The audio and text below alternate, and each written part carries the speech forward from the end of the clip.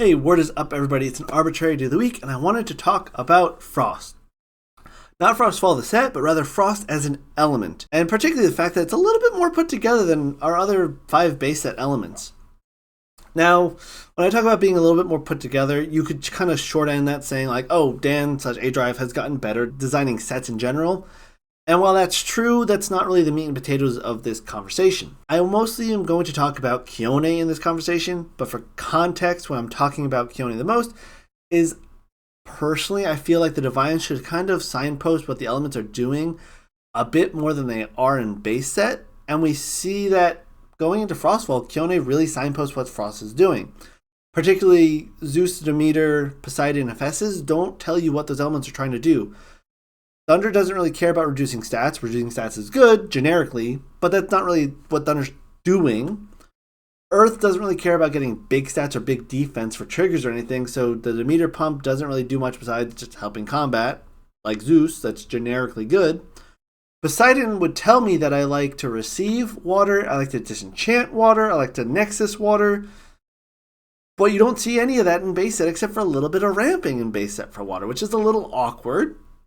And then artifacts in fire, there's one artifact in fire, it's okay, but nothing else in fire cares about artifacts. Those 4 cards that should kind of signpost the elements aren't. Now I left Aeolus out here, because I think Aeolus really does signpost what Wind is trying to do. Wind is trying to be expensive, kind of diverse, but for the expensive cost. So Wind does a little bit of everything, but for an expensive cost compared to other cards. You can destroy runes by searching Pegas, playing Pegas. Pegas is a little body.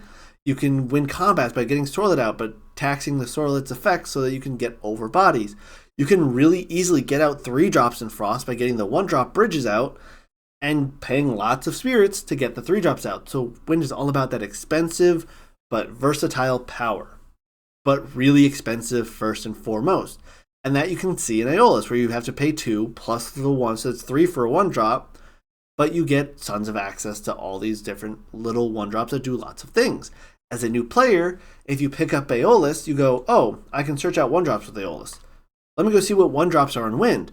Oh, these 1-drops in Wind do a little bit of everything. That's really cool. I can put a couple of these in all of my decks. And now you have a Wind toolbox deck that is pretty viable. You can tell what Wind is trying to do by picking up Aeolus. You can tell, going to Frostfall, what Frost is doing by picking up Khione. And I think that's a really, really powerful tool for newer players to understand what an element and kind of what their kind of goals are with an element or what they want to play based on picking up a couple of signpost cards. You pick up Khione and you know, oh, this is messing with the underworld and getting things back from the underworld, so I'm going to want to put things into my underworld to do mechanics. And Khione is really good at that in multiple Frost decks. Clearly, there's going to be that stand-up more Frost that a lot of people are talking about. I think it's going to be a powerful deck. But just with Khione and Lycan, you can go Lycan effect from hand to Underworld, search 2 more Frost, Khione the Lycan back to hand, and do it again and search more cards. So that's really synergistic and more Frost. You can get Abominable back to keep punching in with Abominable. You can get basically any 1-cost Frost from your Underworld and more Frost back into your hand to do stuff with, which is really powerful in Frost. Additionally, other decks in Frost, there's going to be probably this Frost Zoo deck, I want to call it, where you do things with like Frostics to bring back various different 1-drops in Frost. And there's a combo in there with Khione and Frostics where, just like Lycan, you go Frostics, bring back, say, Catarant, so you pay for the Frostics effect for free. Use Khione to get Frostics back. Do Frostics again to grab maybe another Catarant or maybe a Frigicub. And then Nexus off the Khione that you haven't played to Catarant, or basically net -1 spirit for 2 special cast. Throw in a Mountain Boreas there, and all of a sudden you have 2 5 attackers. So there's clearly synergy with Khione and Underworld in a lot of different deck archetypes outside of just, one deck archetype uses the Divine Room. And I think that's really good for new players to have that kind of goal in mind when they say, what do I do with this element? You look at one card and say, this is what this element does. Oh, there's a bunch of ways I can use this Divine Rune in this element to do what this element's trying to do. Again, Frost is about the Underworld. Now, there are some shortcomings in Frost with the Underworld where, outside of more Frost specifically, there's not a ton of ways to fill your Underworld effectively. You know, there's no send card from deck to Underworld outside of Indus. It only works for more Frost. So if you want to do like Catarant, Frigid Cup shenanigans or Moralist shenanigans, you have to first play like Avalanche to dump cards in your Underworld and hope that you hit Elestrals. And then if you do a good Avalanche, you can play a Moralist and potentially get more hits.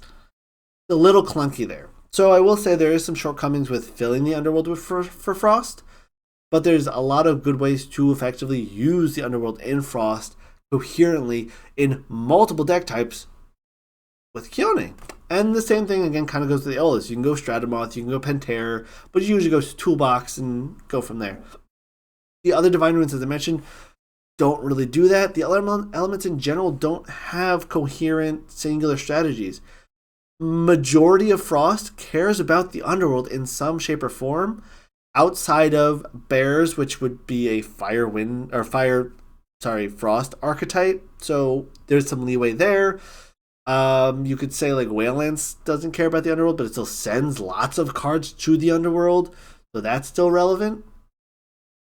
But then you go look at, okay, so Water. What does Water do? It's got defensive stats. Cool, and it does that with Galaxy. All right, but there's not a ton of tools to make that relevant in just Water. Basically, in every element, there's a bunch of subcategories, right? Subcategories in Water is defensive stuff. Now we probably have Drautago Receiving, might be a category for Water. But then Earth has like subcategory Underworld matters. There's Giraflora, Panacin, now Gigaflora, Paleoth, etc. So, okay, that's a subcategory. It's not what Earth is about. Earth kind of does good stats, I guess. Kind of does fruit. So those are a bunch of subcategories that don't coherently tell you what Earth is trying to do. At least not as coherently as Aeolus and Khione. And Fire doesn't care about artifacts at all, and his Divine Rune searches artifacts. Maybe if there was more ways in Fire to Nexus or do things with artifacts, which we get a little bit of in Frostfall with like Exalt Flare, sure. It's just, it feels like there's just something missing as far as kind of coherency in the other elements. Now, you can make good decks that are coherent in the elements, don't get me wrong. It's just Frost feels a little bit more put together. And that's kind of what I wanted to go over today. It's not a very long video. That's kind of where I'm ending. I could talk all day about this, but that's the short end of my shtick. I hope you guys are still here. If you are still here, hey, like, subscribe, and let me know what you think about Frost and the other elements, identities, and what you kind of feel about that in the comments below. I'd appreciate it, and I'll see you guys in the next one. Peace.